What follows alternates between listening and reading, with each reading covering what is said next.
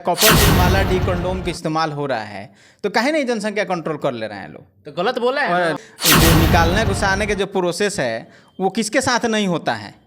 आप अगर कोई भी फैमिली प्लानिंग अगर बनाते हैं तो क्या ऐसे ही बिना घुसाए निकाले ही बन जाता है। गलत बोल दिए हैं हमारे नीतीश सरकार जी कि लोगों को इतना बुरा लग रहा है, गलत लग रहा है। अगर आपको लगता है कि इससे बेहतर अगर कोई बातें हैं तो बता दीजिए। इतने दिनों से आपको बच्चा चाहिए तो आप जो करना है अंदर कीजिए, बाहर करने की क्या ज़रूरत है। फिर देखिए आपका जनसंख्या घर में कितना बढ़ते जा रहा है। ये बड़ा सरकार जहाँ तक देखी जा रही है, इतनी जनसंख्या कंट्रोल करने के लिए इतने स्वास्थ्य विभाग के टीमों पे इतने सारे खर्च हो रहे हैं ताकि जनसंख्या वृद्धि को रोका जाए।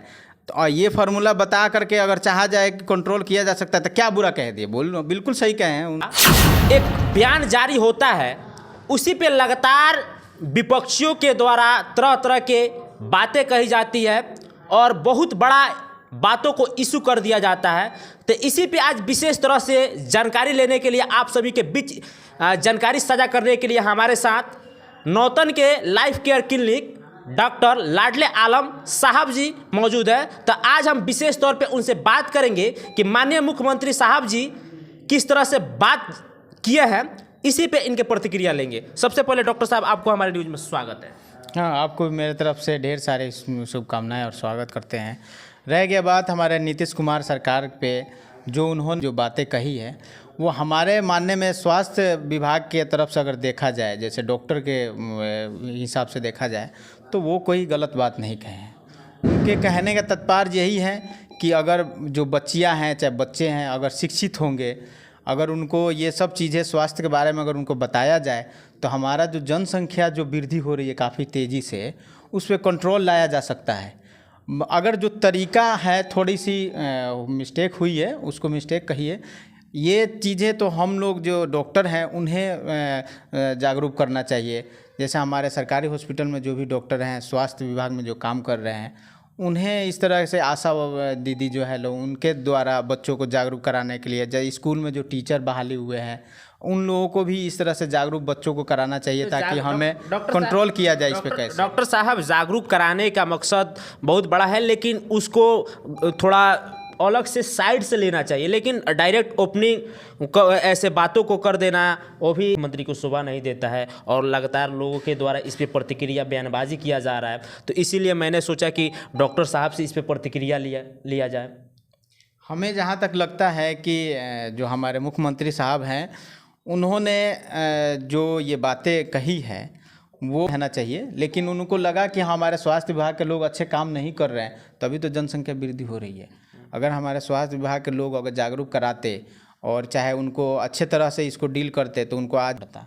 अच्छा, क्या आप जहाँ तक मानना है जी, क्या आपको नहीं लगता है कि उनका उम्र हो गया है, अब कुछ ज़्यादा दिमाग काम नहीं कर रहा है? लोगों की कथनांक है, ये मैं नहीं कर रहा हूँ।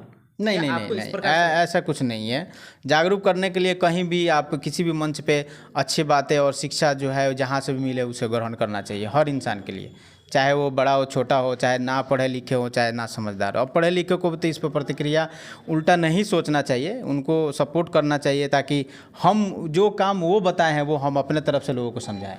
अच्छा, इसके पहले भी कई तरह के मतलब प्रचार प्रसार भी हुआ है और अपने बातों से बोले तो नहीं, आप एक डॉक्टर हैं, भली बात ही समझ रहे हैं। बहुत सारे हीरो भी इसकी प्रचार कर रहा है जनसंख्या नियंत्रण पर रोक लगाने के लिए, तो वे सभी बातों पे एक्शन नहीं लिया जाता है। जैसे ही माननीय मुख्यमंत्री साहब जी की एक बात इशू क्यों नहीं हो जाता है, उस पर बहुत बड़ा बॉन्डल बना दिया जाता है। जी, इसमें हम कहेंगे कि जो हमारे अपोजिट पार्टी हैं वो इस पे नहीं बाउंडर चाहे किस तरह की बातें नहीं बनाएं। एक सरकार को चलाने के लिए जो उनके पास जो भी काम आता है वो अच्छे ढंग से करते हैं हमारे नीतीश सरकार जी। ऐसा नहीं लग रहा है कि मुझे उनको किसी तरह की कोई प्रॉब्लम है इस चीज़ बातों से, और नहीं होनी चाहिए। अपोजिट पार्टी को भी नहीं होना चाहिए, सपोर्ट करना चाहिए। और जहाँ तक की बात है जागरूक करने के लिए, जैसे कई हीरो हैं, फिल्म इंडस्ट्री भी है, इस पे मूवी भी बहुत सारे बने हुए हैं। जैसे पैड के लेकर के हमारे अक्षय कुमार सर प्रचार किए थे, तो इस तरह से जागरूक करने के लिए बहुत सारे टीम भी काम कर रही है इस पे, और हमें उनकी सहयोग करना चाहिए। उस बात पे तो किसी ने अपोजिट चाहे विरोध काम नहीं किया। और एक हमारे सीएम साहब अगर कुछ ऐसी बात कर दिए तो उस पर बहुत सारे महिलाओं का कहीं ना कहीं हनन हो रहा है ना। नहीं, इसमें महिलाओं को हनन की वाली बात तो नहीं है, उनको जागरूक करने वाली चीज़ें। कहीं ना कहीं महिलाएं शर्मसार हो रही हैं इस बातों से। नहीं, थोड़ा शर्मसार नहीं, अब वही से उनको थोड़ा सा awkward फील हो रहा है। बट अगर स्वास्थ्य विभाग के जरिए या किसी स्वास्थ्य मंच पे अगर हमारे सर बोले होते नीतीश कुमार सरकार, तो इसको बाउंडर नहीं बनाया जाता। हाँ, उन्होंने अपने बातों से जागरूक करने की ही कोशिश किए हैं कि जनसंख्या कंट्रोल करने के लिए इससे बेहतर तरीका तो और नहीं है। जहाँ तक कि कंडोम इस्तेमाल करने के भी प्रोसेस है हमारे टीम में, बताने के लिए, जागरूक करने के लिए। और भी गर्भ निरोधक गोलियाँ भी हैं जो चलाया गया था, इससे पहले भी जागरूक करने के लिए बहुत सारी टीमें इस पर काम कर रही है। तो और ये भी एक प्रोसेस है जिसके ज़रिए हम जनसंख्या कंट्रोल को वृद्धि को कंट्रोल कर सकते हैं। ये बहुत अच्छी पहल है। अगर एक महिला और एक फीमेल और एक मेल को अगर इस बारे में जागरूक किया जाए, अगर शुरू से ही, स्टार्टिंग से ही, जैसे हमारे 12वीं क्लास में जो बच्चे पढ़ते हैं उनको इस तरह की बातें अगर समझाया जाए, तो आगे शादी ब्याह जब होता है तो इसमें बहुत सारी कंट्रोल किया जा सकता है जनसंख्या वृद्धि में।